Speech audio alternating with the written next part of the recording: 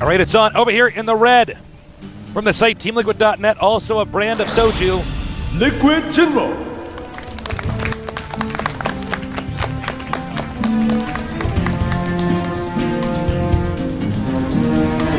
And now to our blue Zerg. He's already taken out 3 non-Koreans. Can he take out a 4th? This game is so pivotal in this series. Our player, July. he was the finalist of the season 5 here. And Artosis is back. Oh, thank God. I have been talking nonstop for so long. Oh, it's getting scary, Tasteless. I know. I'm getting a little bit afraid. My nerds, I want to just run in there and protect him. I know. I want to be the mama bear, Tasteless. I want to be what is that? Like the mother groundhog? Those things are so fearsome. They will fight off a bear if they have to. No, they'll try. They'll try to. Yeah. And that's what I would do. They'll fight for off them. Sarah Palin, the mama grizzly. Wow. So, our Terran player, gonna want. Do you know what actually Jinro's plan is? Yep. And this told me. He was saying that he wants to go for, well, you see it, Tasteless, a very fast command center. In fact, before his barracks. And July Zerg is going for a hatchery first. So, Jinro, his gambit has paid off. If July Zerg had gone for, let's say, a 6-pool, 100% dead. But other than that, he's pretty safe. So Jinro are going to go for an economy game here, a macro game, and that's what he does best, Tasteless. If I had to describe Jinro in 1 or more words, I would say he is a very strong, steady, solid macro player. All right, so as you can see, the scouting overlord not going to go in the right direction. You know, I actually talk this much straighter to us. I actually start to talk like Elmer Fudd. Do you? In the white direction. Yeah. I've actually already noticed it. I'm sorry, man. My blue flame People are probably aliens. flaming you on the... He doesn't flaming try. you on the forums, man. Probably. Where's your passion for Where's your StarCraft? passion? You've only been talking by yourself for hours. So, we have the command center going down here. July Zerg is going to find out very late, and he's going to have very little time to actually adjust to what Jinro's doing. So there's a little bit of luck on Jinro's side here. The Overlord gone in the other direction. July Zerg could be in the know. Well, it didn't, and we can all be thankful for that. July Zerg getting his speed, getting a few Zerglings out to control the map a little bit with. And Jinro just looking very solid, adding that 3rd barracks. And as long as he plays the solid, steady Jinro that we've seen so many times, particularly against Hydra, he should be pretty good. You know, July Zerg, obviously an expert of all the matchups, but maybe especially Zerg versus Terran. I think Jinro definitely has what it takes here to hold on in the early game and the mid game and punish July Zerg for being so aggressive in the late. I don't know, we're going to have to just wait and see, Tasteless. Stop asking me. Tasteless, get a hold of yourself. Jeez, Slap Tasteless. me. You're freaking out. Yeah, you know one thing about Jinro, he's just so solid. He is solid, Tasteless. You know what else is solid? Hashtagging the GSL on Twitter. It's so solid, even though he's liquid Jinro. Yes. Wow. Guys, get on Twitter. Hashtag that's Shift3GSL. If only- and talk about whatever you want having to do with the GSL. This is really important. We're trying to grow this. I don't actually hashtag it even if you're not talking about that. Be like, gotta walk the dog GSL. Yeah, man. All right? I want in random stuff. GSL has to take over the world so that we can see more amazing events like this. And don't forget to go to gomtv.net and, if you like, donate some money to Japan. No matter what, donate money. No matter what. No matter what. Maybe you are a rich Saudi Arabian prince. Yeah. You like to give us millions of dollars. Yeah. It'd be a great way to do it. That would be We a would really help wonderful way out to our do friends in Japan that way. it. We've actually already gotten a lot of donations so far, so thank you guys I want so more. much. I'm not satisfied. It's not for you, Tasteless. I know. Now, we have more Marines coming up here. By the way, I want to point out that He is Jinro's actually wall playing is the so safe. thickest wall I have ever seen. He, actually really does not want to lose 2 Banelings. And he's not going to. I mean, But, you know, he's you would playing have to be safe. Damaga to make enough Banelings to get Yeah. through this wall, Tasteless. Look at this wall. Look at that. Are you kidding me? Schleizer's looking at it. He's like, ha, I've really gotten in their minds. Man, what an interesting moment this is here. It is. This is the crucial match, I feel. If the Foreigners lose this match, for Damaga to go through Jalizerg, Nesty, and that's MVP, what I was saying, man. It's too much. It's actually like Damaga can beat any of those people, sure. Yeah, he can. What I said is ideally, ideally he'd win 3 games in a row. But yeah, I said realistically the best expectation to have is to get 2 wins. Yeah. You get 2 wins. Here's the thing, and why we put them in like this. Specifically, Jinro has an extremely hard time against MVP. He does not want to play MVP. Oh. So we have to take out the Zergs with Jinro. Hopefully we have Nesty next, and he can take them both out, because really I'm not afraid of Damaga against Jalizerg or Damaga against MVP, to be quite frank. No, I'm not worried about that, actually. But Damaga against Nesty is very frightening. Well, one thing you guys have effectively done is eliminated all the Protosses, so Damaga doesn't have to deal with that. Exactly. Damaga is actually a godly Zerg. There's no question about it.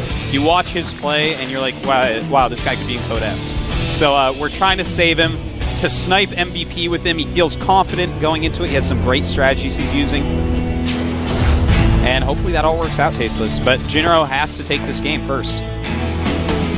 Now, Jinro might just take a 3rd and try to wait for the Zerg to take a 4th, and then take that out.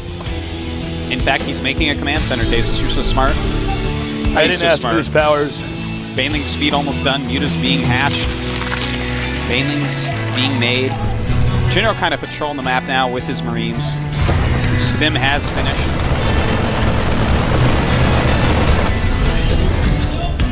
All right, here come the Mutas. And right before the missile turret timing, as you see, Jinro just a bit slow on his missile turrets, walking his Marines back home. And hopefully July's Mutas don't do too much damage here. Yeah, he needs to evacuate the SCVs fast. You know, this is interesting. Jalizerg actually went for quicker Mutas than you'll normally see on this map, because he took that back expansion. That's going to give him only 3 gas. A lot of times you're going to see people take that front expansion before they do a big switch to Mutas, but instead he's chosen to get those quick 5 Mutas out. And it actually paid huge dividends. He's done some really good damage to Jinro so far. You know what he's doing?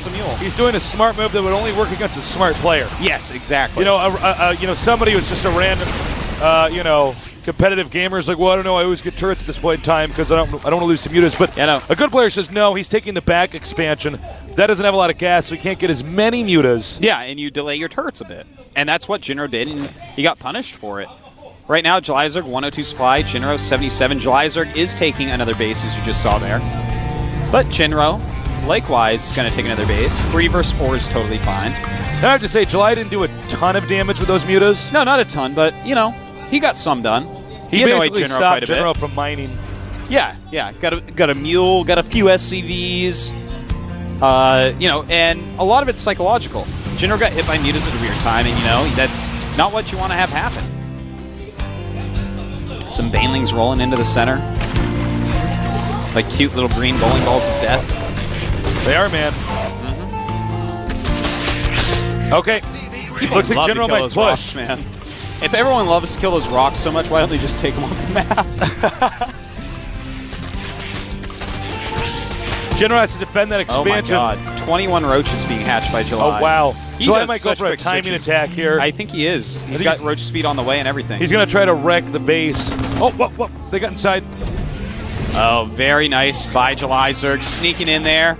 Doing whatever damage he can. Jinro losing some SCVs at the expansion, it looks like. Not even really paying attention up there, unfortunately. Whoa, what's going on with Jinro, man? Look at this. Those SCVs, you don't have to die. You don't have to live like that, man. Muta's coming in, and those missile turrets not spread very well. Looks like he's going to be able to take those out. Jinro quickly going over to the other to make sure it doesn't die. And Jalizerg's actually doing a great job. But Jinro right now, ooh, careful. He almost flew his medevacs right into those Mutas. That would not have been good. Jinro is going to drive him out. Yeah. And right now, 163 supply to 97. 62 drones at 45 SCVs. Jinro, I'm feeling a little bit scared for him. It looks like we are going to see something that July loves to do, which is a huge Baneling roach attack. I actually don't think Jinro can hold this. Yeah, I want to believe that he can hold this. Broken, Tasteless. I think actually it's not possible. I see no siege tanks. That's the problem. Yeah. Well, he has one, but I don't think he has siege mode. Does he have siege mode? Yeah, he does have siege mode. One siege tank is not enough. In fact, I hope he runs up his ramp, Tasteless, because he is not going to hold this. That is way too much. Oh my God, that is so many Banelings. Jinro running up, trying to put his wall up as quickly as possible, but I think this is going to be it. GG. And GG. Oh, man. What a game we saw there. July Zerg, he's coming back. He's actually taking care of business, man. Unbelievable. So, we only have one player left here from the non-Korean team. And that's going to be Damaga. So there's no more, no more questioning. Who do we bring out? What's our strategy going to be? We just pat Damaga on the back and say, please, best of luck, Coach Tosis, making the poopy face. Can't be happy about that. Wow, what a turnaround. July Zerg is really heroing it up. I'm really impressed with the guy's play style. Now, Damaga, he's similar to White Raw.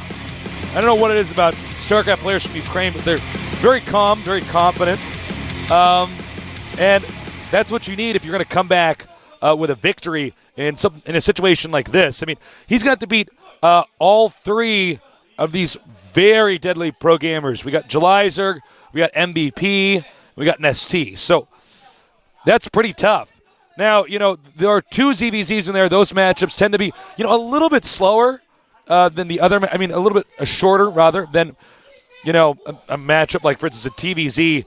But, MVP, one thing I've noticed about MVP is he really has solid, dramatic, drawn-out games. His opponent's good, but MVP just manages to have enough calculated movements and decisions that he can pull through with a win. So, this is basically almost impossible for the non-Korean team to win. That doesn't mean I'm not cheering for him, by the way.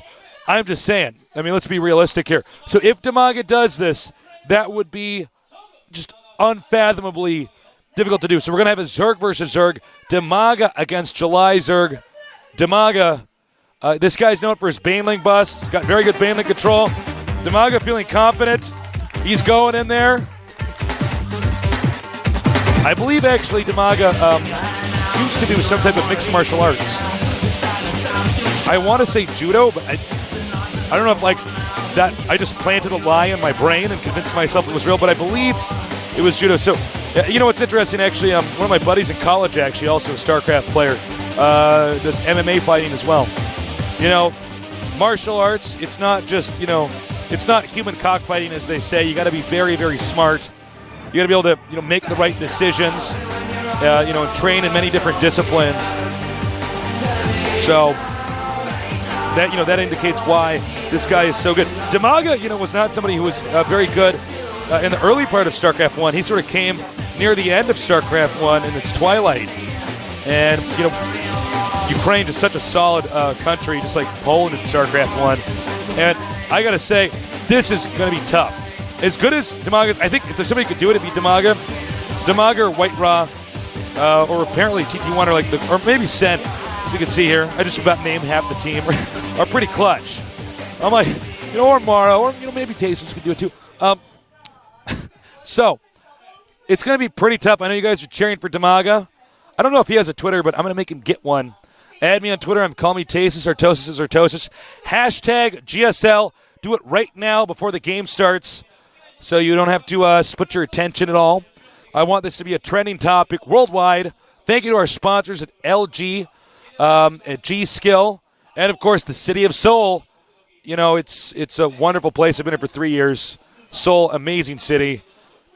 So we're waiting, basically, for – actually, I haven't been invited into the game, so there's a possibility we're going to have a commercial break we're going to see in a minute. But, man, it's too bad to see Jinro go down like that. He's such a solid player, but it's just not he wasn't good enough. The Mutas caught him off guard. He didn't have enough siege tanks out in time. Siege tanks are really how you stop Banelings. So, it's going to be pretty interesting to see. Oh, it's time for me to join the game. All right. So, we're going to get this going in a minute. Damaga, of course, has to get his settings up and running, everything perfect. Because once that game starts, there's no turning back. Zerg versus Zerg, one thing about Zerg versus Zerg is people tend to have, certain types of styles that they fit into. So Nest, he's going to have a little bit of an edge let's assume that Damaga wins this. Nessie's going to have a little bit of an edge going into this game because he's going to say, okay, I see what you're trying to do here. So this is going to be tough. And, of course, then MVP's so good. I'm getting nervous. I'm getting my stomach starting to hurt. I'm getting stressed out thinking about how Damaga's actually going to come back from this. This is kind of scary. But if he does, it'll go down in esports history as one of the greatest moments ever, actually of all time, not even esports history. So we are still waiting for Damaga to join. Damaga, one of these guys, similar to White Raw, he has the right attitude going into games. He doesn't get too stressed out. He doesn't get anxiety. He doesn't get a lot of the things, that some players get, angry when they lose, for instance. As you can see, we have a lot of people in here. That guy was actually filming himself being filmed. That's trippy. So we're going to get this going soon, hopefully. Sit tight. I really am rooting for Damaga. This guy, he's got a lot of stage experience, not necessarily here in Korea, but around the world. He's been at many of the Blizzard-hosted StarCraft 1 events like BlizzCon and WWI, the Worldwide Invitational. He usually tends to get very far, tends to get to about the Final Four at least of a tournament. He's also had many wins with that. So, this is no jobber, man. This guy has got a lot of talent. And we're going to have a 5-minute break, so don't go too far away. We'll be back. This is the GSL Korea against the world.